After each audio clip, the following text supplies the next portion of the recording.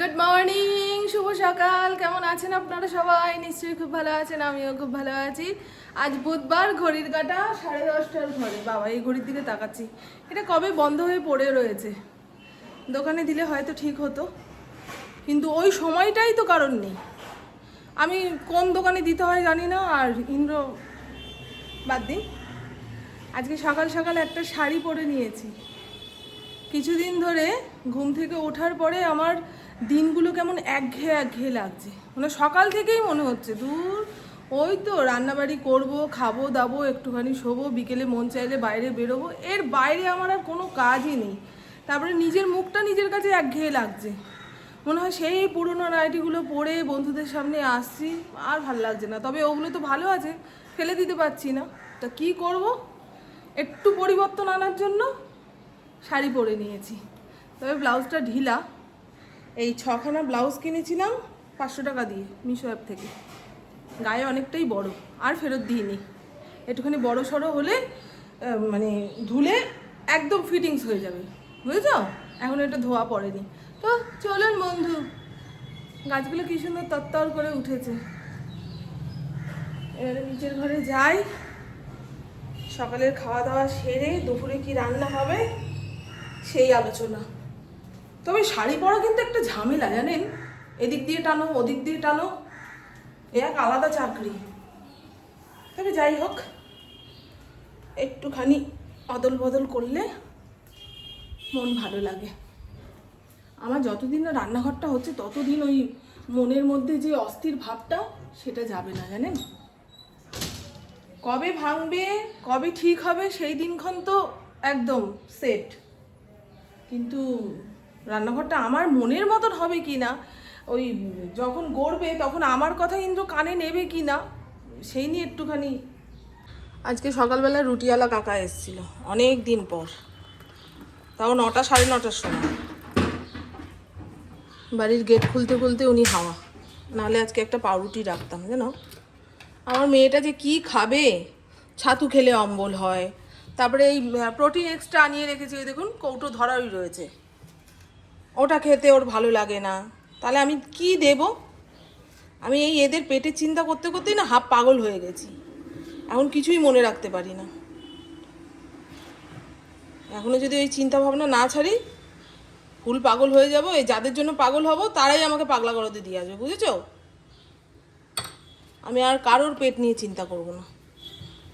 আমি আমারটা খাই ভাই। আমার আবার সকালের কাজকর্ম সারার পরে যেই স্নান ধান করে আসবো, এমন খিদা পাবে, সামনে যা থাকবে তাই খেয়ে নেবো। না মা, 1 কেজি একটা দইয়ের প্যাকেট এনে রেখেছি শুধু ফড়িংয়ের জন্যই। আমি আবার টক দই খেতে পারি না, খুব অম্বল হয়ে যায়। আমার শরীরটা যে কি কি খেলে ভালো থাকি আর কি খেলে গন্ডগোল হয়। ফলের মধ্যে শশা ছাড়া কোনো ফল খেতে পারি না, খেলেই অম্বল হয়। ভাবো তো, রাতে ভাত খেতে পারি না, খেলেই পেট ভার করে থাকে। আর যদি খেতেও হয় ওই 7টা 7:30টার মধ্যে যদি খেয়ে নিই তাহলে ঠিক আছে, কিন্তু অত তাড়াতাড়ি তো আবার খিদা পায় না গো। শরীরটাকে নিয়ে পড়েছি বড় জ্বালায়। এই যে বড় একটা রাঙা আলু সেদ্ধ দিয়েছি, চালটা একটু ভিজুক, আধা ঘন্টা পরে গ্যাস অন করব। ওখানে আমাদের ভাতের হাঁড়িতেও চাল ধুয়ে রেডি করে রেখেছি। চালটা একটু ভিজিয়ে রান্না করলে বেশ ঝরঝরে হয় ভাতটা। কালকের অনেক ভাত রয়েছে, আজকে অল্প করে চাল নিয়েছি।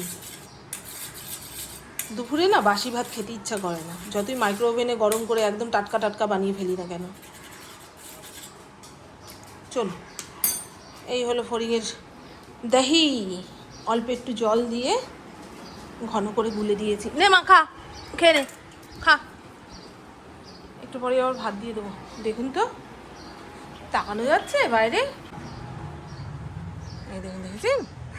ওহ, আমাদের বাড়ির সামনে যে কৃষ্ণচূড়া গাছটা অন্যান্যবার গরমে একদম লাল ফুলে ভরে থাকে, এবারে এক একটা ডালে ফুল ফুটেছে। কি হলো কে জানে?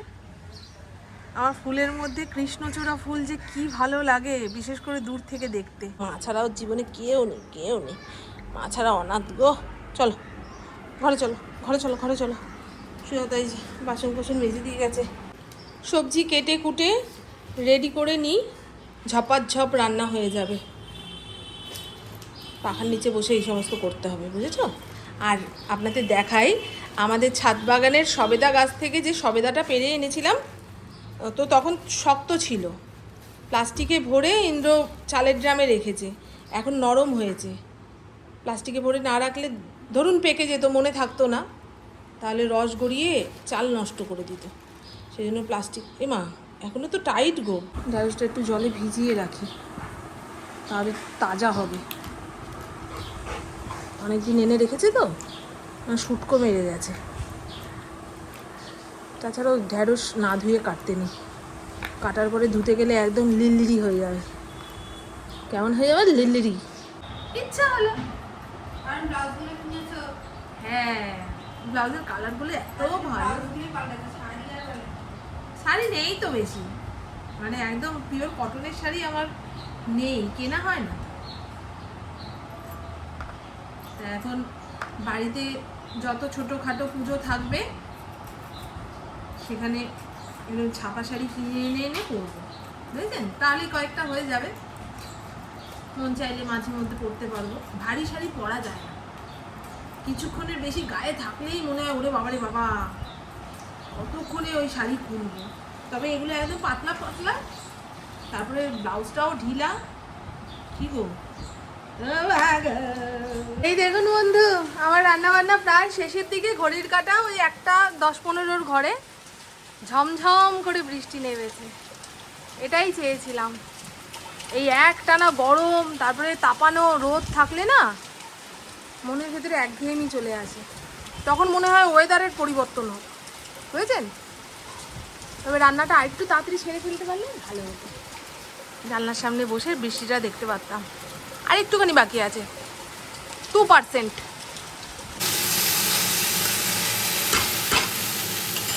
হোক, হরিণকে একটু খেতে দিয়ে নিই।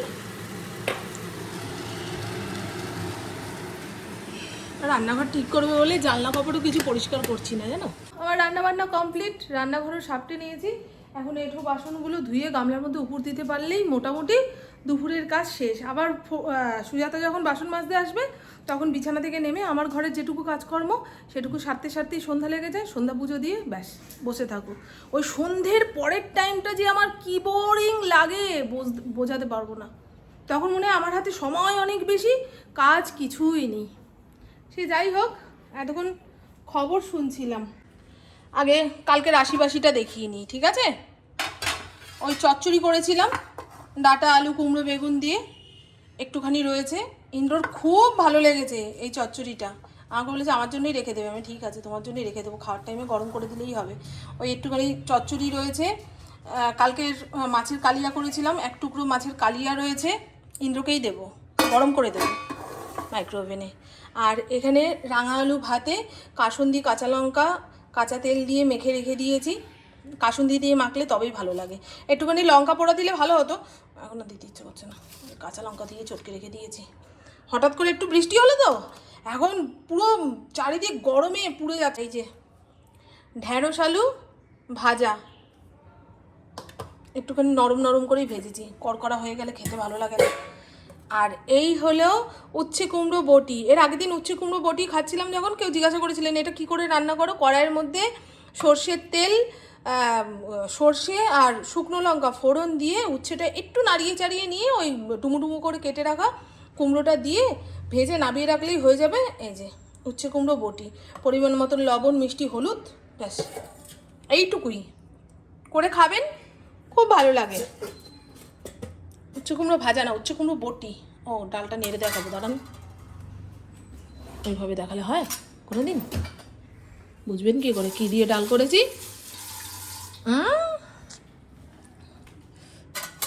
এই দেখুন বন্ধু, আজকে আর পাতলা করে টকের ডাল নয়, একদম ঘন ঘন করে আম দিয়ে মুসুর ডাল। আর এই হলো লিজ্জত পাঁপড়, পাঁপড় ভেজেছি। ডাল ভাতের সঙ্গে একটুখানি পাঁপড় ভাজা হলে আমার খুব ভালো লাগে। পুকুর নাকি এই পাঁপড়টা খেলে অম্বল হচ্ছে, একটা মশলা আছে তো, সেই মশলার ঢেকুরটা উঠছে। কিছু না। তাহলে দেখুন তো, পুরো টেবিল ভরে গেছে। এ মাথা থেকে ও মাথা চোখ নিয়ে দেখতে হচ্ছে কতগুলো রান্না করেছি, তাই না? চলেন এবার পুপুকে জিজ্ঞাসা করি খাবে কিনা। একটু আগে ছিটে ফোটা বৃষ্টি হলো, তারপরে গনগনে রোদ উঠে চতুর্দিক যেন ভাপিয়ে নিচ্ছে। এই গরমটা সহ্য করা যায় না, বৃষ্টির পরে রোদের গরমটা। পুপুকে জিজ্ঞাসা করি, আয় পুপু, পুপু রানী খাবে ভাত, বেড়ে দেবো? পুপু এখন সকালে ঘুম থেকে উঠে মুখ ঠুক ধুয়ে বই নিয়ে বসে পড়ে, পেটে কিছু দেয় না, খালি পেটে মাথায় কিছু ঢোকে। ও স্নানও করে। ভাতের পাতে লেবু ভালো লাগে জানিস মা। পুপুকে ওই গতকালকের মাছ একটু ভেঙে দিলাম, বলে দাও। ও ঠান্ডা বাসি জিনিস খেতে চায় না, গরম করে দিলে তাহলে হতো, আর এখন গরম করার সময় নেই। আর এই তো বন্ধু, দুপুরের খাওন সাজিয়ে গুজিয়ে নিয়েছি। এখন মা মেয়েতে বসে একটু গল্প করতে করতে খাই। নিচের ঘরে টিভিটা থাকলে কত ভালো হতো বলেন তো। চলুন এখন হবে ডিমের ঝোল। পুকুকে বললাম গোটা গোটা ডিম আর ছোট ছোট আলু একসঙ্গে সেদ্ধ করে পেঁয়াজ রসুন দিয়ে কষিয়ে নিই, শর্টকাটে হয়ে যাবে। না, ওরকম গোটা ডিমের ঝোল খেতে পারে না। ডিমের অমলেট বানিয়ে ঝোল করলে খাবো, আর না হলে রাতে না খেয়েই শুয়ে পড়বো। বলুন তো কোথায় যাব? এত আবদার করলে কোথায় যাব? আমার আর ইন্দ্রর জন্য দুটো ডিম ওই প্রেশার কুকারে সেদ্ধ করে দিই, আর পুপুর জন্য একটা অমলেট করে ঝোলের সঙ্গে মিশিয়ে দেবো। ইন্দ্র মিষ্টি এনেছিল, আমার যে এই মিষ্টিটা খেতে কি ভালো লাগে, ছানার জিলিপি। এই দেখুন, আমি পুপু টপার টপ দুখানা মুখে পুড়ে দিলাম। তাহলে এদিকে বলছি রোগা হবো, ভালো লাগছে না, মোটা হলে দেখতে খারাপ লাগে, কোমরে যন্ত্রণা করে, হাঁটুতে ব্যথা করে, সব বোধ আছে, সব বুদ্ধি আছে, তবুও খাওন দেখলে আর ঠিক থাকতে পারি না। তা আমাদের অফিসের ছেলেটা এসে দুটো ডিমের প্যাকেট দিয়ে গেল। ইন্দ্রর সময় নেই।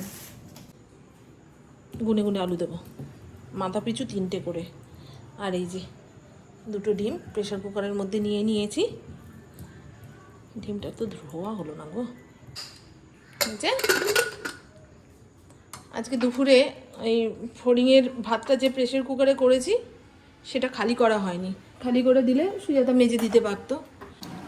সন্ধেবেলায় কফি খেয়েছি, কয়েকটা রোমান্টিক হিন্দি গান শুনলাম। এখন সন্ধ্যের পরে একটু হালকা আওয়াজে গান চালিয়ে দিয়ে চুপচাপ বসে থাকতে বেশ ভালো লাগছে জানেন।